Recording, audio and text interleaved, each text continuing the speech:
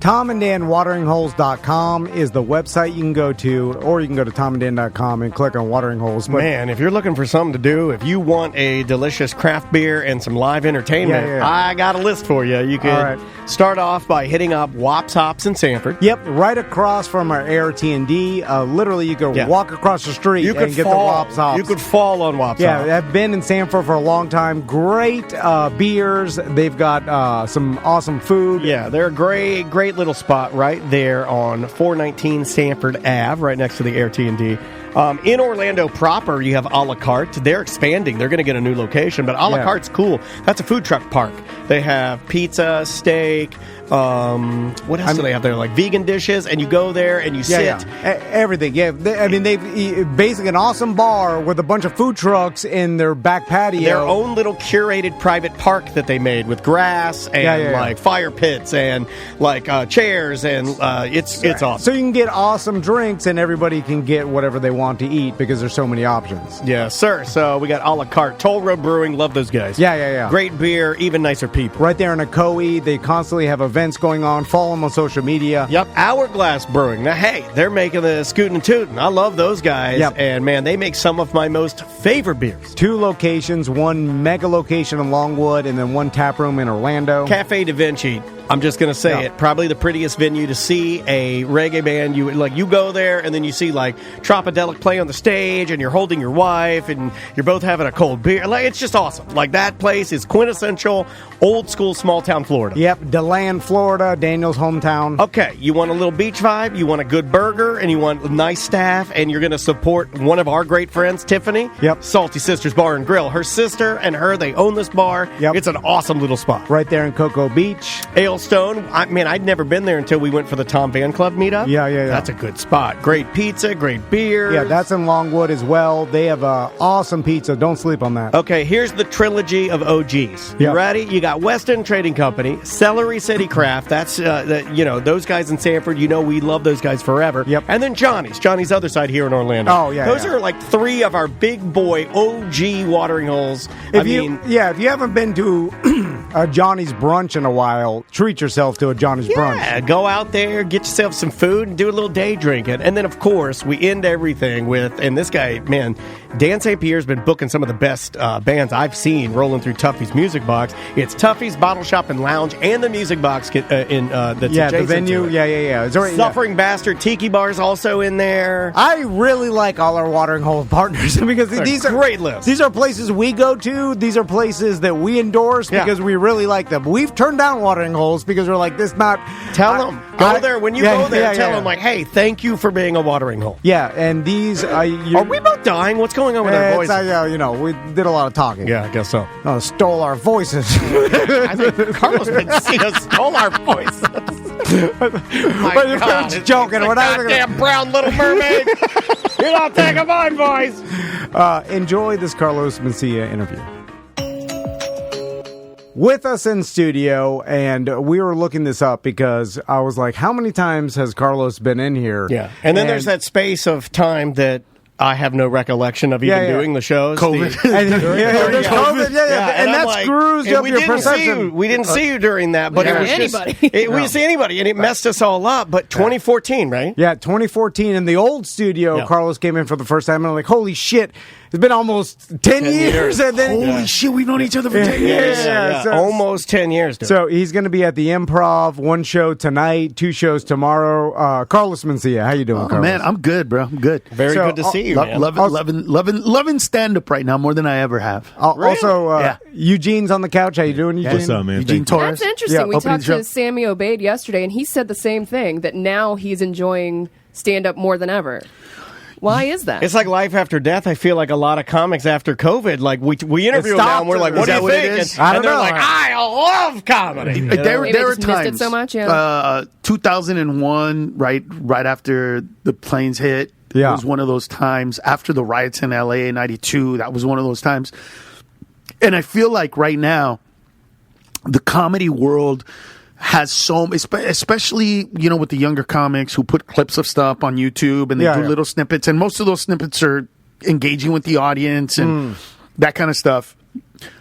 I feel like the world, especially America, needs a perspective on comedy that they're not getting, right? Right now, comedy is abrasive. Comedy is hurtful. Comedy is dividing.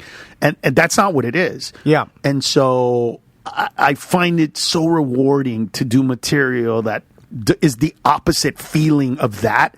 And like the things that people say to me today after shows are, you touched me, you affected me, you brought out that trauma, like aside from I was funny, it does all this other stuff. And that's when I feel like, okay, this is my calling, because I'm stupid enough and smart enough to tackle these issues and to want to tackle these issues. Yeah.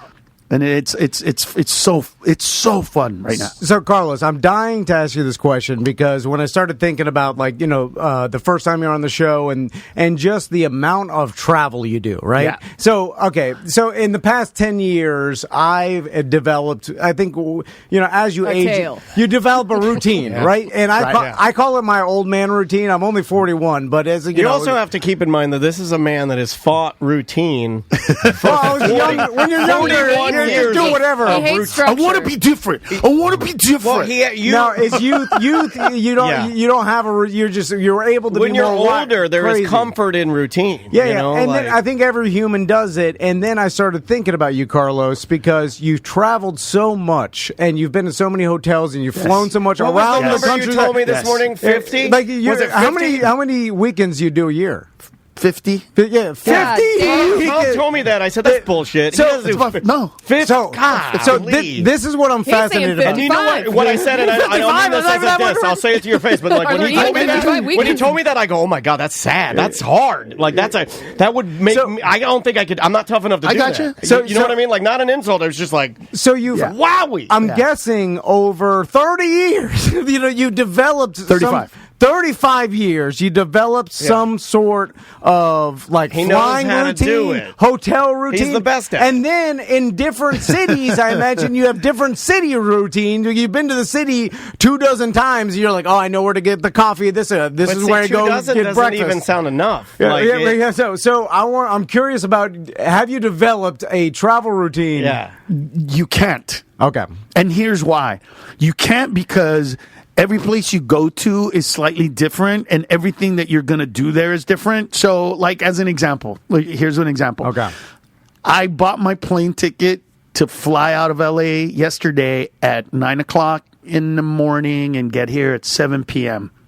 I was going to sleep overnight and then, do radio. Yeah. My buddy here, Jose, who I'm staying at his house, goes, well, I don't want to, I'm not going to be there that night. Can you take a red eye? And I was like, all right, fine, whatever. So anyway, I took a red eye, left LA at 9 o'clock in the morning, got here at 5 o'clock in the morning, messed around for an hour, went and did radio, messed around for half an hour, did another radio, and now I'm here. So there's no way that this is some pattern. You're right. Yeah. So what it is here's the trick. Okay. Being able to go on adrenaline and being able to sleep whenever I have a chance. How do you do that? Yeah, I'm a little embarrassed that we missed that, because we're in this. We should have known how disorganized radio, whatever. We try to be very prompt here, but the world where we came from, doing that for 20 years, it's all over the place. You just don't know. Plus, sometimes you got to do a TV show, so now I got to worry about how to look, and so it's when I can sleep that if I can get to sleep when I'm tired, whatever time that is, so tonight I'll be good, because I'll probably get back to his house by 12, wake up at probably 5, so I'll have 5 hours of sleep. I'll be a little tired, but adrenaline will kick in. I'll have an orange juice before the show, and then what'll happen is I'll get into a groove. I'll be killing it, just killing it, and then I'll look at the audience and go, man, I've been up here for about an hour and a half.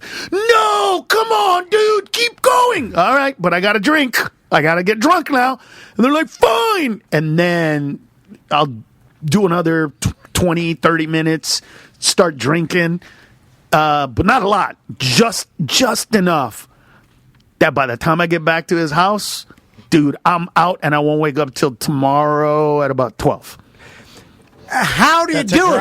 He doesn't have a choice. Yeah, that's true. You don't have a choice. I love what I do. I don't do this. Okay. Dude, I don't do stand-up because it's funny or fun or anything. Dude, I believe I'm changing the world, man. I really believe I'm changing the world. And I hear that from people that come up to see me and say, hey, man, I was feeling suicidal and you helped me through it. Hey, I was in Iraq and I had PTSD and you helped me through it. Like, those things to me resonate so hard that even during the darkest times of my life, during the getting canceled and all that kind of shit, I just now realize that the love of what I do and that connection with the audience is what helps me get through it. And one of the greatest things that happened later on in my career is that we do this thing called VIPs. So you can get a ticket, but you can also pay an extra $20 and you get like a picture and a meet and greet. Okay. I only started doing that because I'd rather get it out of the way before the show than after the show. Yeah. Right? Because if I have a line of 100 people at the end of the show, That's if I get rid of 50 of them at first, right? So I only have 50 at the end and I get to, in between shows, I get to chill a little bit. Yeah. But here's what it started doing to me. I get there, like tonight, I'll be a little tired when I get to this club. But then they're going to be like, hey, we have 50 people that paid it. And dude, the look on their faces, the stories that they tell me, how excited they are to see me. We drove 5 hours to see you. Last time we saw you, look, and they show me a picture of when I was like 23. And I'm like, oh my God, you've been watching me since 1993? It's like, then it just brings me right back to what's important to me, which is changing those lives, making them happy, giving them an hour or two of just pure, utter joy where nothing else is important than their laughter.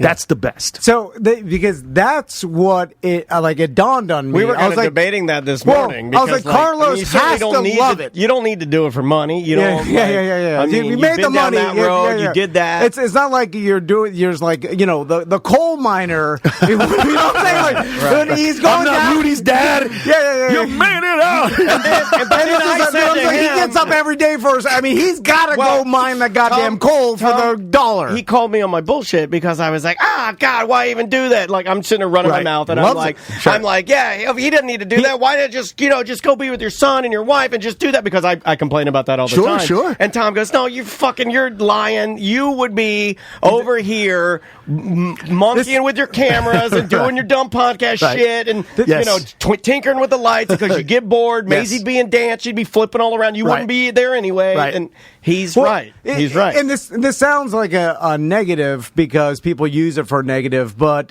you have to be addicted to it. And it's not a negative thing, but it's like I was talking like it could be a negative thing. My brother-in-law is a triathlete. He's Iron Man, does all the he doesn't, and he's going to do a 100-miler. Like, see that, and then he's addicted to doing this. Yeah, because I used to be an athlete, but I was a sprinter, so I took 5th in the 300 intermediate hurdles in the state of California in 1985. Really? So I was a pretty decent athlete. You think back you can in still the day. run pretty fast? He's got one left in. Everybody does. You got one left in you, but you're going to go to the hospital. But you can do it. Listen, I chased my 16-year-old son and caught him the other day, so I'm still I still got speed. Get him. But fuck, I was hurting afterwards, bro. Yeah. Like, I had aches that I hadn't had. I was like, I ran for like a minute. How do I have shin splints? What is this? But yeah, I'm not out of shape or anything, but I can't imagine. Like, I remember one time we had to raise money for the track team, and I had to do that thing where it's like, I'm going to run for 1 hour and you're going to give me $1 for every lap, that kind of thing to raise money. I used to do that with St. Jude's. I was like, how the fuck do you people do? It hurts. Well, you're a sprint. It hurts. If you're a sprinter, you're genetically built different than a long distance runner. I'm quick. For me, it was like this. And then a minute later, I was like, oh, okay. Yeah. Like, that pain is utter. And it is constant for hours. You swim for 2 miles. That's not bad enough. Then you get on the bike and then you run a goddamn marathon? Are you serious? Shitting their pants, cramping up, needing banana. Dude, no. Shitting their pants is the only thing I would like about running. But you know what's funny? I bet you if there was a triathlete here right now, they'd be like, "How do you get in a hotel?" And I'm sure they would be the opposite. Everybody's own reality. You know what just dawned on me? What's funny is you describing how a triathlete shitting his pants, all that stuff. It triggered me earlier, just like you describing your own routine that you do, as like getting here on the red eye, doing fucking media. You know what I'm saying? Because listen, no offense to media, but it's gotta be the same bullshit every city over and over. You're talking to Bill and Ted, and this guy, and it's all the same shit. How many of us? Let's talk about it. And like seriously, there's 100 of us all across the nation. That's not true. It's all the same garbage. No, you guys are all different. The ones that. The only radio or media that I detest, bro. I detest is when somebody invites me on their show and they want to talk more than me.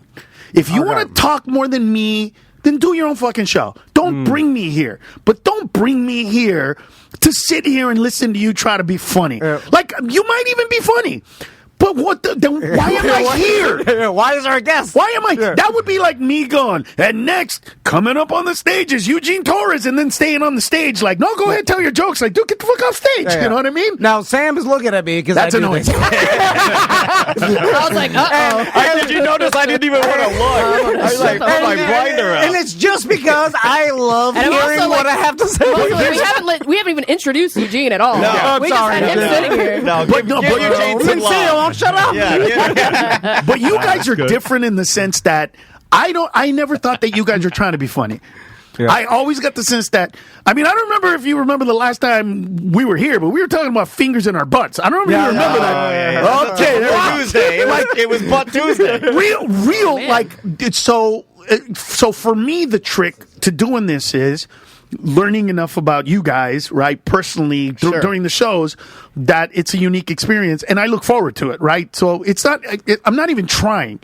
It's not even something that I go, okay, get ready for these two assholes who are gonna. It's not like that. Okay. It's more like I wonder where we're gonna end up this time. You know what I mean? Right. Because there's no way that I'm on a plane going, man, I'm gonna do a show and I'm gonna end up talking about how I got a finger in my butt. Like, you know what I mean? Because I never expected you guys to be like, well, I was talking about fingers in my butt, and I'm like, well, you know what?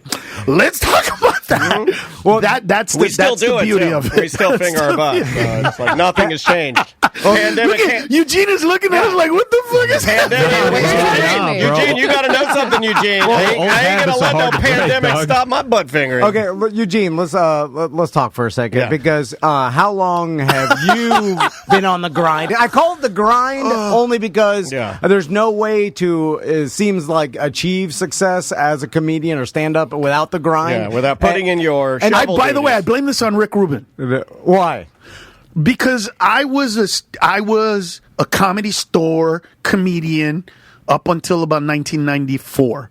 Yeah. Never went on the road, really. Only if they offered me big money. Stayed in L.A., made good money, doing my thing. Okay. Then I did an album that Rick Rubin produced, and he was like, you know, every single artist that I have that is not well known like you has to go on the road. You have to learn about people. You have to go grassroots. You have to get down and dirty. You have to connect with the people. You need to go on the road. And not even to promote this album. You just need to go on the road to get better, to learn about yourself. And, you know, when Rick Rubin says anything to you, right? It's like, I think Jesus just spoke to me. He's got to know. Probably good advice. I mean, like, what kind of input does he give you, like, when he is producing a comedy album versus, like, let's say, something like Blood, Sugar, Sex Magic by the Red Hot Chili Peppers? Do you sit down with Rick Rubin? This is fascinating to me as a music guy. Yes. Are you guys nose to nose, and he's like, I want it to sound like X? No. You know that the interview that he did recently on the black and white one that's all over YouTube, I think? No. I've seen clips of it. It's the one that he did for 60 Minutes. Okay, gotcha. But where he kind of talks about he doesn't know music, he doesn't like that, he just helps him. Sure. That's what he did for me too. I remember I got into a fight with my girlfriend, He had seen me a bunch of times. Okay. And he had already offered me, like, we'd already signed a deal to do it. So this wasn't like a deal breaker or anything. Yeah. Was he huge at the time? Was he? He was Rick Rubin, dude. Okay, I'm just saying because he's always been now Rick he's Rubin. like legendary. Like there was a time when Rick Rubin, Brendan O'Brien, you knew the guys that were mixing and doing stuff, but not like this. Now he's like this was after Last Chance with Mary Jane. I mean, this was Rick Rubin, bro. Right. I got off stage. So I had a fight. Did the show, got off stage, and he said, whatever happened, whatever you did, that person that I saw is incredible, amazing, intense, and funny. And I went, he goes, it doesn't matter. I'm just telling you, whatever you did to get to that space, that is a great space for you. And that's when I discovered that I can do comedy and I'm better at it when there's some intensity to it. When there's a little bit of a force that pushes you and it pulls you in at the same time. Gotcha. Because I was angry, but I still loved the audience and I wanted to make them laugh. Yeah. So there was a sense of, I love you and this is funny, but God damn it, my fucking girlfriend's a bit like that. What intensity? Yeah. I learned how to. That's when I began to learn how to play with that fire. But it wasn't anything about funny. It wasn't anything about comedy. It wasn't anything about your punchlines. Yeah. It was none of that. Yeah. It was literally the space that you were in. That is a great space for you. However you got into it, Yeah. I don't even need to know. Just know that that's what it is. Yeah, it's like the edge had been sharpened. You know? Yeah, is that Rick Rubin's talent? Is that he just recognizes? He can hear. He's a tastemaker. Yeah, he can. What? He can. How hear does he do it, that? And he sees Carlos do that, and he goes, "Oh yeah, that's the thing for the album. That's it. Yeah. That's the thing, not the other thing. Yeah. That thing." Does he recognize what the general public will like? Like he must be in tune to what the general public. No. He didn't care about the laughter. He didn't care. He cared about the performance. Basically, it was a story. Like when I saw that 60 Minutes where he said that Tom Petty sent him a bunch of music and he didn't like none of it touched him. And in between two songs, he did that lick. A guitarist was just going, and he heard that, and he called him up and said, "That's the song." He's like, "I was just messing around. I'm not telling you what you did or didn't. That's the song." That's what he does. He sees what you're trying to do. Yeah. Right? He sees where you are. He sees where you want to be, and he tells you the road to take to get there.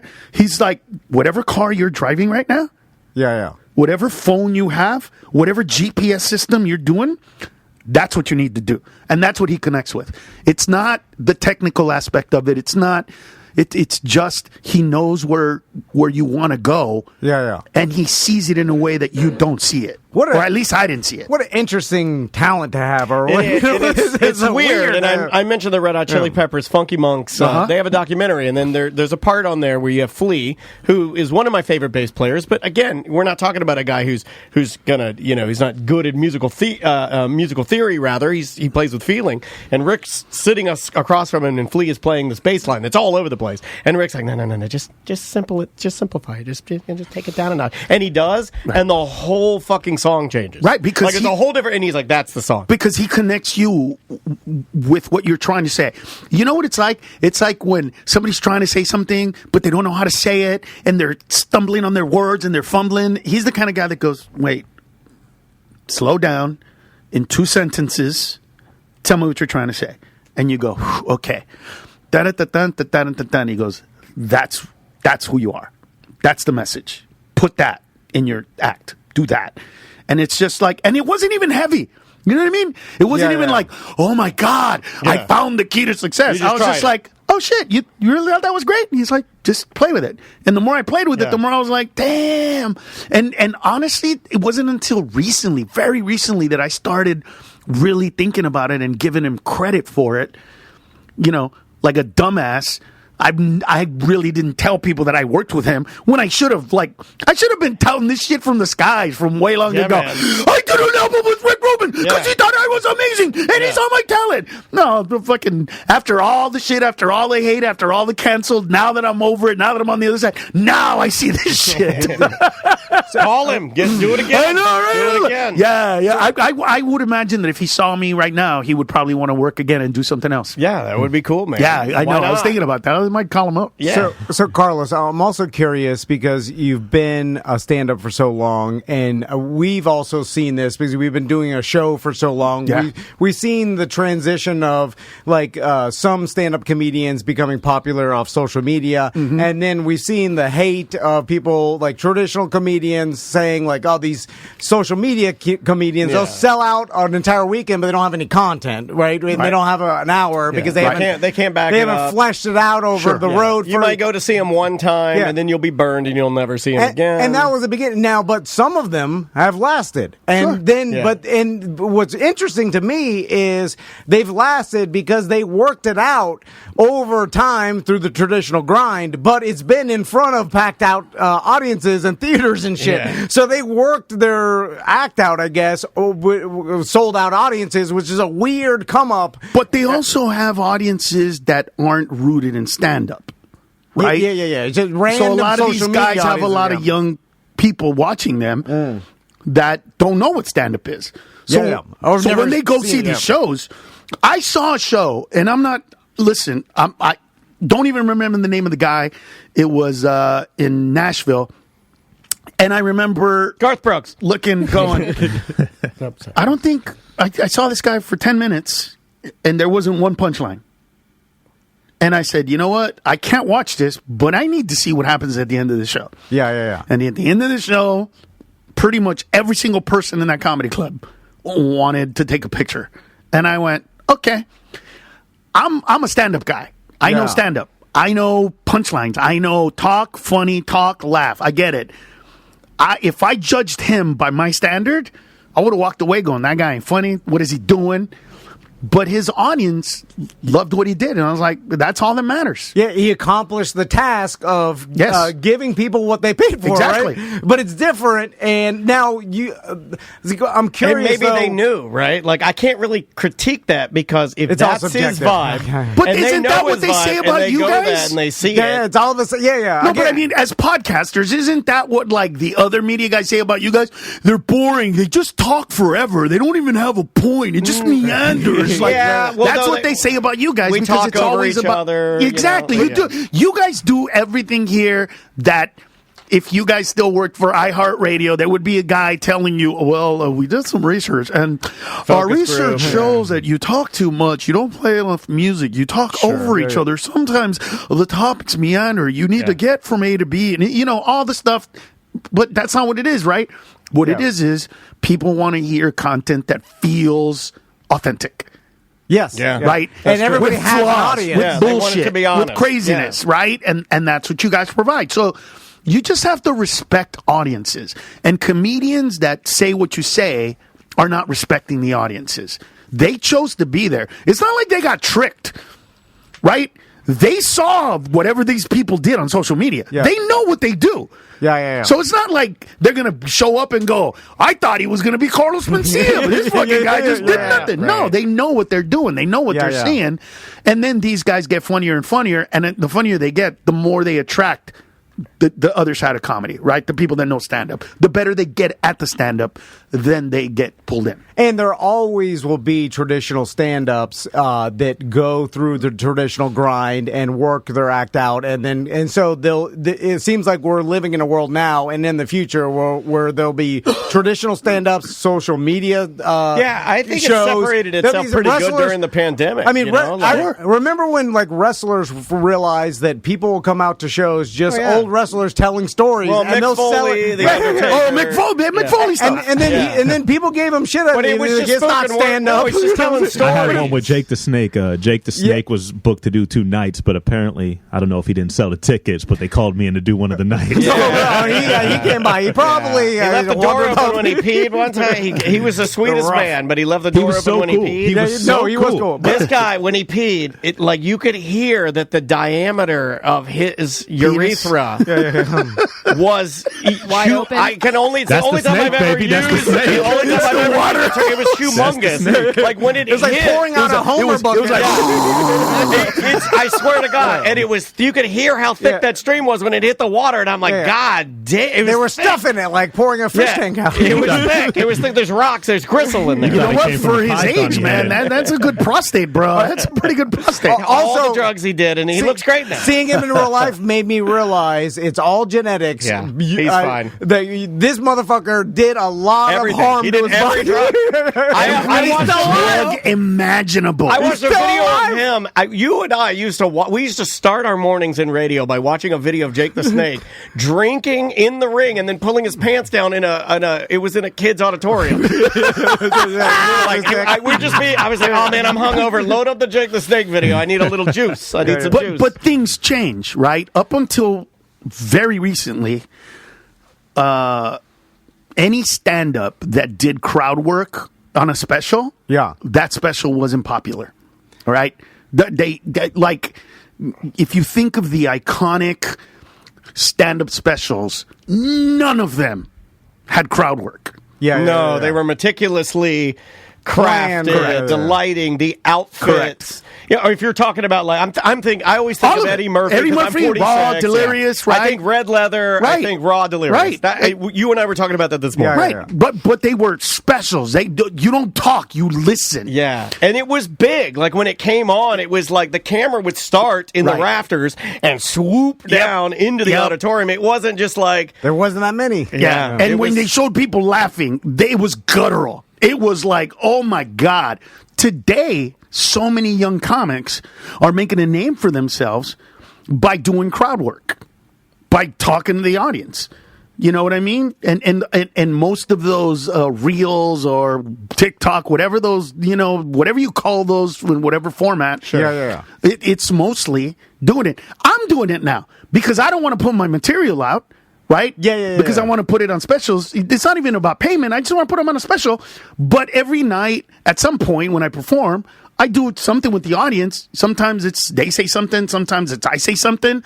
And I end up putting that stuff now on social media because it's real, it's one-off, it's improv. But I'm also not that old guy doing, you can't show goddamn crowd work. You don't ask somebody where they're from. Right. And I don't do that. But like I was doing a joke the other day about how certain accents are, for men, certain accents are hot. For women, certain accents are hot. Right? Certain accents. And then I juxtaposed an Irish accent compared to, a guy from London.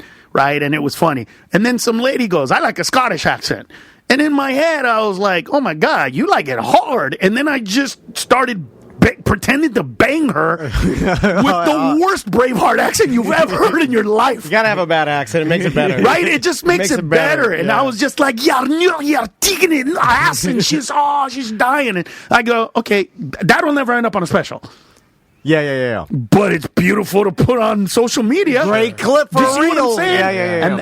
And that is different. I think that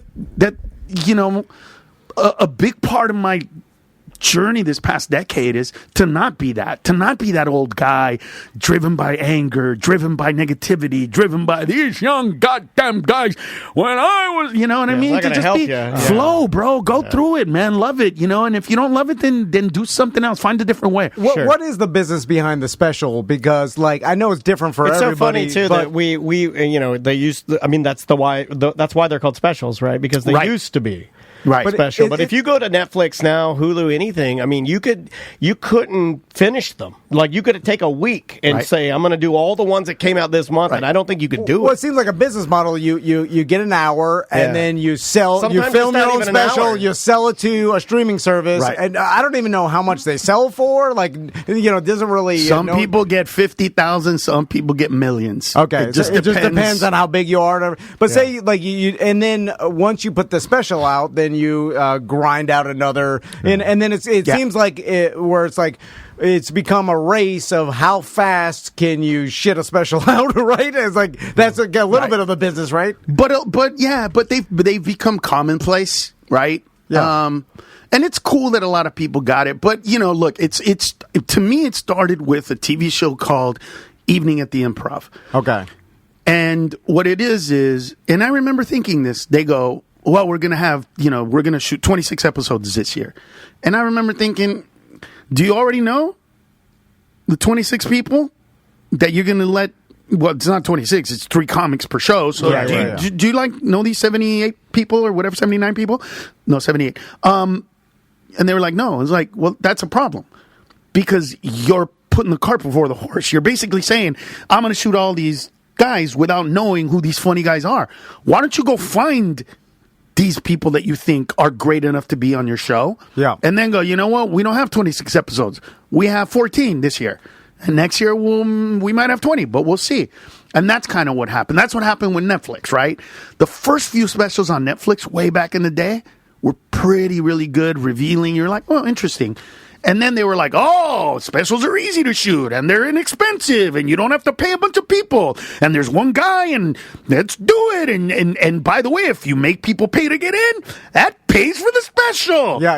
And then it just became this corporate drabby shit in some of these comics. Like, look, I don't want to hate, but some of these guys, I'm just like, who gave this to you? Who told you were funny? But even them, to the comic, even if their special's not ready, it's advantageous for you to put yourself on Netflix for the marketing value of it. Yeah, no, bro. No? Not everybody that has a Netflix special sells out. Trust me on this one, dude. Okay. Sometimes putting a bad special out is worse than not putting a special out. Really? A bad special, seriously, will ruin your career. Or at least retard it for 5 years. Gotcha. Because I just thought that, like, well, it's bad to me, but it's subjective. Again, back to comedy subjective. Like, someone out there likes it, but I guess maybe saying not. That to people. Comedy is subjective, but when you're watching a special and there's 1,000 people there and they're chuckling, not laughing, that resonates. Gotcha. It just resonates. And plus, you can tell... like the little things, like they don't move right, they don't flow right, they don't go from one to the other. Their thoughts are incongruent. They don't have an arch. It's not a movie. A special is not supposed to be. But Jackie the Joke Man can get away with telling a bunch of different jokes. That's what he does. God, I miss that. That's what he does. Fucking right? miss that. But he does. That's Jackie the Joke Man. That's what he does. But when you but when you look at the ones you're talking about, Eddie Murphy, it had an arch to it. Yeah, it was a masterpiece. Here, yeah. Right? He was a kid and then he was an adult and then he got a chick and then his chick and then she's like half. I mean, it had all the imagination and it really. Journey. Yeah. When's the last time you watched it, or have you ever seen it? No, it's a little before your time though too, because I'm about 6. And he talked about the honeymooners banging each other. Norton. I mean, it's just like. But there are other ones that are newer that I still would put in that masterpiece category that are specials that take it seriously. Like I would take an unconventional special that I think is a masterpiece that's unlike anything is like Bo Burnham's special. Yeah. That's the craziest thing of it. But that, you know what I mean? Like I like it when it's complete. It did. It was like perfect. Mark Maron's new special. Yeah. The darker side of comedy or whatever it's called. Is it good? It's amazing, dude. And he knows the formula He takes some really sad stuff, is losing his wife and all this. It's so tragic. And just makes it so funny. He just this is his, in my opinion, the best special he's ever done. Really? He's comfortable in his skin. Yeah. He's not trying to be jokey joke. He doesn't care about, like I need a certain amount of laughs per per minute as opposed to... to get there's an actual formula, right, for comedy, which is, and I don't know who did it, but there's a scale. He takes the amount of time you're talking and juxtaposes that with the amount of time that the people are laughing. Yeah. And they do a ratio to it. My ratio is one of the best. I think one of my specials has the best ratio of talk to laugh of any special, or it was at the time. But he does something that I can't even think about doing. I can do it if I'm drunk. Like if I go on stage and I have 3 shots, I can slow it down because I'm numb enough not to care that much. You know what I'm saying? Yeah. And I'm like, they're loving this. Like in my head, I'm like, come on, they're loving this. This is a great story. But his special is utterly perfect. Speaking of that, like Neil Brennan, like the one-man show as opposed to the stand-up, because to me, it's like, why not call every show one-man show, and then it gives you a more like a broader freedom. Now I know it's different styles for everybody. Leguizamo used to do that, where he did it, and I remember as a kid. Oh my God, I remember as a kid, I was totally not supposed to be watching that, right? And I'm watching, and I'm getting this slice of this Latin comedy. And he's talking about the cross-dressing big chick, brown ass, like a caramel cloud, and he's talking about fucking this girl. And I'm watching this shit as a little boy, and I'm like, but then he would touch on like real addiction, the death in the family, and then as a kid, I knew that this wasn't. His dad beating the shit out of him, and yet he loved him still. It's a one-man show, but it's a one-man show. But it also totally seems different. But it was different because there's also, in stand-up, you rarely get clothing change, wardrobe changes, right? You're usually just the same person throughout the whole thing. You also don't get, acts, lights down, lights back up. You know what I mean? You don't get that. And so, like, I've always wanted to do a one-man show because I'd love to be able to tell a 5-minute story with one great punchline at the end. Yeah. Right? I can't do that right now. Like, the closest I get to that is probably the story about my mom. You think that's the longest, like, that I talk? Yeah. And then there's, like, that huge punchline about my mom beating me in Mexico? That's probably it? Definitely. But it's not 5 minutes, bro. Oh, my God. My mom beat me in Mexico. I sprinkle it with jokes in the middle. Like, I'm way too insecure as a comedian to just be like, right? Yeah.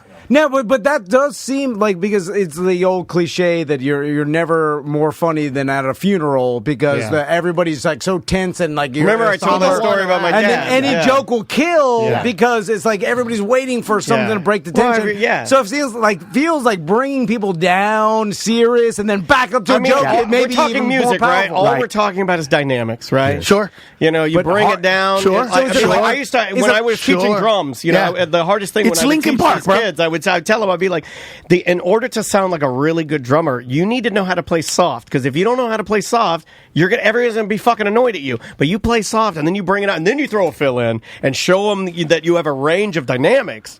That's how you sound like a really accomplished musician. It's Linkin Park. I don't think anybody does that juxtaposition, or used to, better than Linkin Park. I know right? what you mean by that. They would come in soft and. They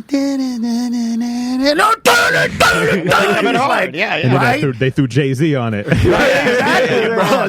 We're building it up, burning it down. It's just you hear actors talk about like comedies are the hardest movie to make, right? Like dramas are easier than comedies, because comedies, in the name, people expect to like make me laugh. Yes, and then so it seems like doing a one-man show would be easier because you're given the freedom of bringing them up and down. Yes. So is it considered in the comedy world like a lesser? No, because there's our insecurities. Of not getting laughs, and our insecurities of, well, I write jokes. So you need this is real. Like, look at the way he talked about the Leguizamo, right? It was not more about funny. It was about the content. It was about the trip it took. And so now it's a whole different thing. But it's easier to do drama, because in drama, if you miss, you still didn't, like, it's not noticeable. Oh, he didn't cry. Whatever. In comedy, when you miss, it is blatantly apparent. Do you see what I'm saying? Because they didn't laugh at that joke. Usually, somebody won't say, man, there weren't a lot of people crying. They're supposed to cry. So that's the difference. So I have to ask you about... God, to point that out, too, after you're done with, like, your presentation, you wanted to make all the kids at the school cry. Right. Yeah, and you walk backstage, and your buddy's like, oh, man, he didn't get them. Yeah. They weren't suicidal this time. You're funny. It's like, they're like, nobody cried. Then you start crying, and they're like, that's what you were supposed to do. Yeah. Rick Rubin. You know, give me that. Give me that. Give me that. Whatever you're feeling. Yeah. That's a very good space for you. So I probably this is our last question, probably, because I know you've been up since the red eye. Dude, whatever you want, man. I'm good. Give this man a pillow. So, yeah, your son's 16, right? Yeah, my oldest is 16, my youngest is 6. Okay, so, and you grew up with 17 siblings. Yes. Which is such an insane amount that I don't think anybody can relate to, but at least... It sounds terrifying and fun. Really fun. Because I'm an only. I got nothing, man. But what you need to understand is, because of the cycle and ages, there was usually only about 6 to 8. See what I'm saying? Right, some people are gone, or because my oldest brother is so much older than me that by the time I was born, he was an adult. Yeah. Right. So you were in the same. You see what I'm saying? So, but even with 17, you're around a lot of siblings when you're growing up, and then was that an experience? Obviously, with your son was an only child for a while. Did you think about I want him to have siblings like I did, or did you? I think about that with my daughter. Did you want to give him the opposite of when I grew up, everything was everybody's. We're all fighting for the same shit. I want to have my son to have a different life than I have. I'm always curious about that. You know what's funny is that when you have a big family, you either learn from it in a positive way or you fight the shit out of it. Yeah. And I learned from it. And one of the most valuable lessons that I'd ever learned was just being around so many people, that understanding that love comes in so many different ways, so many different sizes, that the best way to be happy is to just go flow, just flow. Like, I have a sister who everybody thinks is a bitch. She just was raped when she was a kid. My God. You know what I mean? So she has that, and up until she was... Are you bringing us down right now? No. It was so hard for me when you said it. She got raped by a clown! It was a clown! I don't think it's happening. You're not going to leprosamo me! But what happened was, going through her catharsis, going through her ordeal, right? And then inevitably she became happy, and she shaped her her differently. Yeah. I just realized that, you know what? We all have a different journey. You have no idea where it's coming from. And just whatever happens, happens. My parents didn't plan on having that many kids. Yeah. And I didn't plan on having, the amount of kids that we have now. It's just, I was like, look, what happens, happens, and that's life. I always like that better. Move on, and like, when you make the announcement, when you're like, best accident we ever had, just shut the fuck up. You had a kid. Just why? Don't even label it. Right. What are you doing? But everybody wants to. Like, we all want to put like a stamp on life, you know what I mean? How many books have been written on how to live life that are amazing?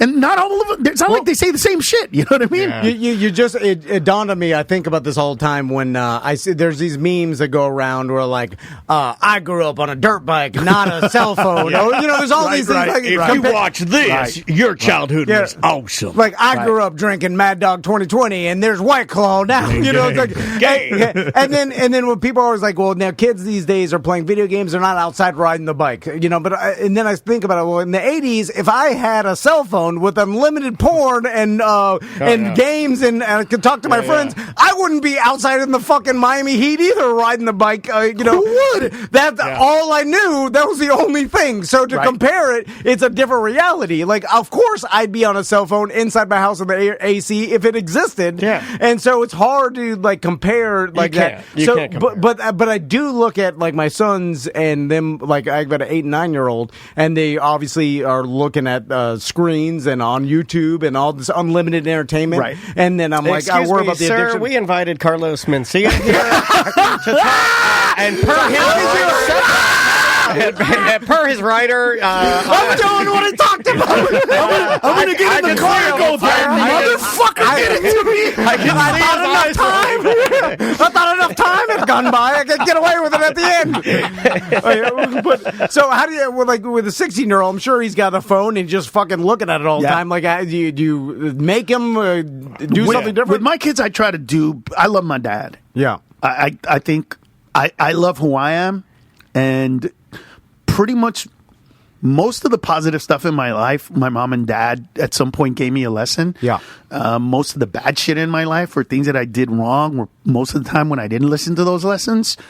So I kind of try to do what my dad did was, my dad never spoke to me as a kid, right? I never spoke to my kids as kids. I never went like, you know what I mean?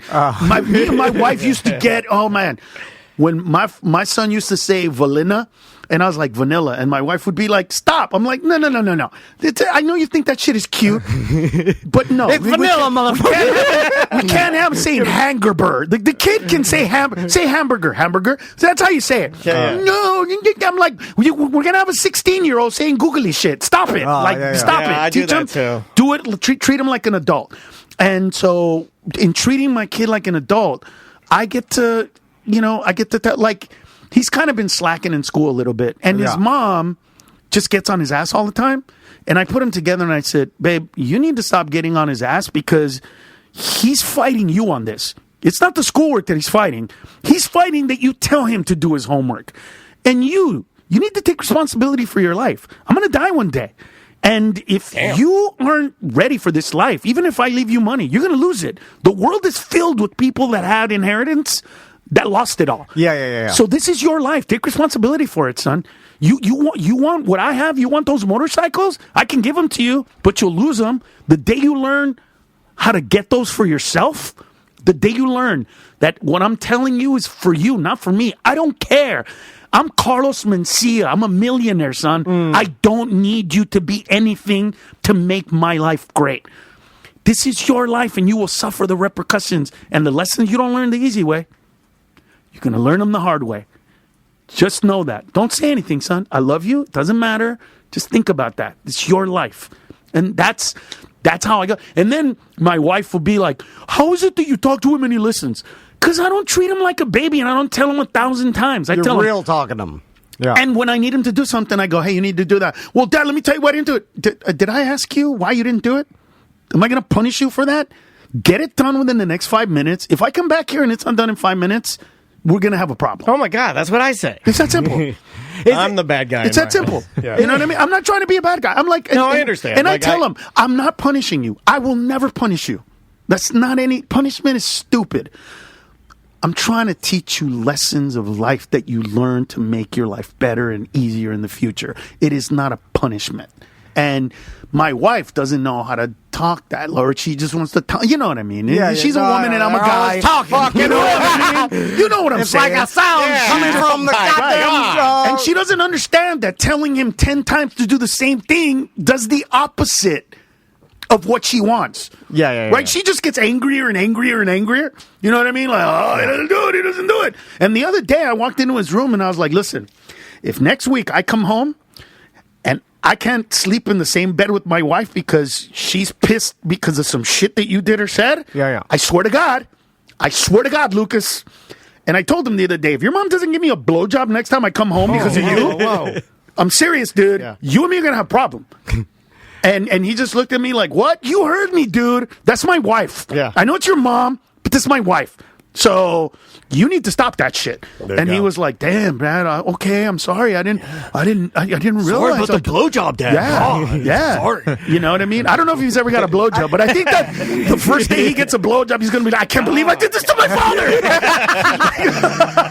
Carlos, I can't believe you have the fucking energy you do. Like, that's some internal shit that other people don't have that It's like you Iron have. Man, uranium in there. I couldn't keep up with your schedule.